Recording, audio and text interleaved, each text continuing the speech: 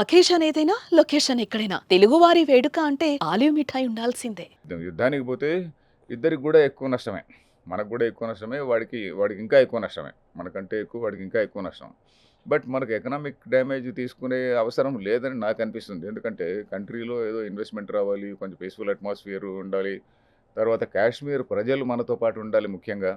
ఇప్పుడు కాశ్మీర్లో కూడా కాశ్మీర్ ప్రజలు మనతో పాటు ఉన్నారు అనేటువంటిది కొంతవరకు ట్రూత్ ఉంది దానిలో. దానిలో డౌట్ ఏం లేదు. దాన్ని ఇంకా కొంచెం కన్సాలిడేట్ చేసుకోవాలి. కాశ్మీర్ ప్రజలు మనతో పాటు ఉండాలి. దేశంలో ఉన్నటువంటి ముస్లిం మెజారిటీ కూడా, ముస్లిం ప్రజలు కూడా, ముస్లిం ఇంటలెక్చువల్స్ మనతో పాటు ఉండాలి.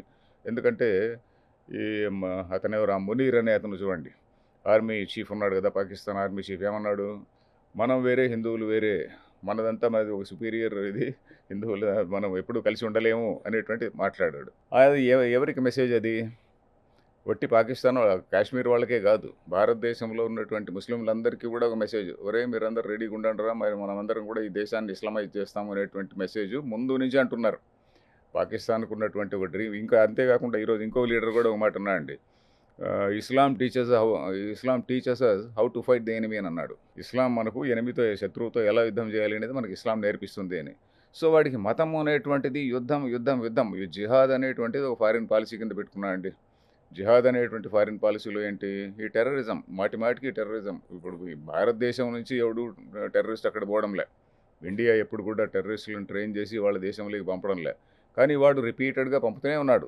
ఎందుకంటే టెర్రరిజం అనేటువంటిది వాడికి ఒక ఫారిన్ పాలసీ అయింది. సో దానివల్ల వాడికి నష్టం నడుస్తుందిలేండి. వాడికి ఏం పెద్ద లాభం ఏం లేదు. ఎందుకంటే వాడు కూడా ఎకనామికలీ బ్యాడ్ కండిషన్లో ఉన్నాడు. బట్ మనకు కూడా పెద్ద న్యూసెన్స్. తర్వాత మీరు ఒక మాట అన్నారు కదా సార్, నాకు యుద్ధం వస్తుందనే నమ్మకం నాకు లేదు. అలాగే న్యూక్లియర్ పవర్‌ని ఉపయోగిస్తారని అంత సాహసం ఎవరు చేయరు. అది అంత చిన్న విషయం కాదు. అని చెప్తూ మీరేమన్నారంటే, మీరు ఎక్కడ వర్రీ అవుతున్నాను నేను అంటే, ఈ ఈ కోవర్ట్స్ అనేది ఆపరేషన్స్ జరుగుతాయి నాకు వర్రీ అవుతున్నా అన్నారు. మరి కాదండి, కోవర్ట్ ఆపరేషన్ మన వాళ్ళు చేయాలి అని అంటున్నా. మనవాడు చేయాలా? అదే కోవర్ట్ ఆపరేషన్ మన వాళ్ళు చేయాలండి. ఎందుకంటే ఇప్పుడు ఇది వరకు కూడా కొంతమంది పాకిస్తాన్లో కొంతమంది ఇంపార్టెంట్ పీపుల్ని ఎవరో గుర్తు తెలియని వ్యక్తులు చంపారు. అదే. సో అలాంటి ఆపరేషన్స్ చేస్తే తప్ప, అలాంటి ఆపరేషన్స్ చేస్తే ఎవడు ఏం చేయలేడు. అంటే మన మధ్యనే ఉగ్రవాదులు, మన మధ్యనే కొంతమంది కలిసి ఉన్నారు. వాళ్ళ ఉగ్రవాదుల తాలూకు కోవర్ట్లు పాకిస్తాన్ మన మధ్యలో ఉన్నారు. అవును. వాళ్ళ నుంచి మనకు ఏదన్నా పెద్ద ఇబ్బంది జరిగే అవకాశాలు దేశంలో ఉన్నాయి. కాబట్టి మనం మనం మన మన ఆపరేషన్ చేయాలంటారు మీరు. అట్లాంటి ఇన్సిడెంట్స్ ఎప్పుడైనా జరగచ్చండి. ఎప్పుడైనా జరగచ్చు. ఎందుకంటే అది కొంతమంది దాన్ని టెర్రరిజంకి గొప్ప డబ్బులు అక్కర్లేదండి. ఎందుకంటే హైలీ మోటివేటెడ్ పీపుల్ ఉంటే చాలు. హైలీ మోటివేటెడ్ పీపుల్ ఉన్నారు. ఎందుకంటే వాడెవడో చెప్పాడు కదా, ఈరోజు పాకిస్తాన్ లీడర్ అన్నాడు కదా, మా మతమే మాకు నేర్పిస్తుంది యుద్ధం చేయడం అని అన్నాడు కదా. సో ఆ విధంగా వాడు పుట్టినప్పటి నుంచి వాడికి ద్వేషం అనేటువంటి దాన్ని నూరిపోస్తుంటారు. సో అలాంటప్పుడు ఐడియాలజికలీ కమిటెడ్ పీపుల్ ఉంటారు. సో అలాంటి వాడు పిచ్చోడు, వాడికి ఏ కొంచెం ఆయుధం దొరికినా కూడా ఎవరినో కొట్టడానికి రెడీగా ఉంటాడు. సో కాబట్టి అట్లాంటి వాతావరణాన్ని తగ్గించడానికి మనం ప్రయత్నించాలి.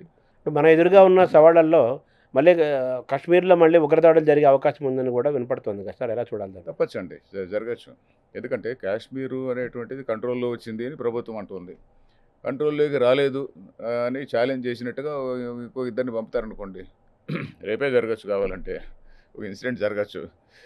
దానికోసం మన వాళ్ళు రెడీగా ఉండాలి అంతే. దానికి ఇంటెలిజెన్స్ చూడాలి. ఇంకా ఇది వరకు మనకి ఎంతో ఇంటెలిజెన్స్లో ఎన్నో సోర్సెస్ ఉంటాయి కదా. So we have to improve our intelligence, be alert, more alert. మనం కూడా పాకిస్తాన్ తాలూకు ఎయిర్ స్పేస్ క్లోజ్ చేసేసాం. దాని నుంచి పెద్దగా వాళ్ళు చేశారు, మన అది దాని నుంచి పెద్ద లాభ నష్టాలు ఏమి లేవు.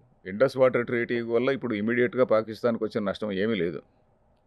ఇండస్ వాటర్ ట్రీటీ సస్పెండ్ చేయడం వల్ల పాకిస్తాన్కి వచ్చిన నష్టమే లేదు. ఇంకొక ట్రీటీ, షిమ్లా ఒప్పందం చేసినందువల్ల కూడా ఇమీడియట్గా వచ్చే నష్టం మనకు లేదు, ఏమీ లేదు. రెండు కూడా ఒక వార్ ఆఫ్ వర్డ్స్ లాగా ఉంది, కాగితాల్లోనే అంతే, వార్తల్లోనూ. ఇప్పుడు మన ఎదురుగా ఉన్న ఛాలెంజెస్ ఏంటి? పాకిస్తాన్కి మనం ఎలా మెసేజ్ ఇవ్వాలి? ఈ సిచ్యువేషన్ మనం ఎలా రియాక్ట్ అవ్వాలి సార్? ఇప్పుడు ఒక బిగ్గర్ పిక్చర్ కూడా మన వాళ్ళు ఆలోచించాలండి. ఎందుకంటే ఇప్పుడు ఏదో టెర్రరిస్ట్ ఇన్సిడెంట్ అని చెప్పని దానికి రియాక్ట్ అవుతూ ఉంటే ఎన్నాళ్ళు పోయినా ఇది ఇలానే ఉంటుంది. పోతే ఈ దేశంలో ఉన్నటువంటి ఒక ఉద్రిక్త వాతావరణం ఉంది కదా. ఇప్పుడు వక్ఫ్ బిల్లు ఉన్నదనుకోండి, ఆ వక్ఫ్ బిల్లు గురించి ఇప్పుడు ఒక ఉద్రిక్తమైనటువంటి వాతావరణం వచ్చే పరిస్థితి ఉంది కదా, depending on what supreme court says.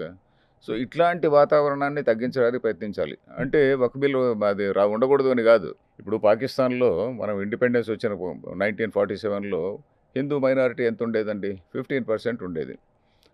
మనం ఎప్పుడైనా కానీ వాళ్ళని ప్రొవోక్ చేయాలని కానీ, ఇప్పుడు హిందూ మైనారిటీని అక్కడ వాళ్ళ స్ట్రెంగ్త్ పెంచి వాళ్ళ ద్వారా మనం మళ్ళీ పాకిస్తాన్ అంతా హిందూ మతంగా మార్చాలి అని చెప్పని మనం ఎప్పుడు ప్రయత్నించలే.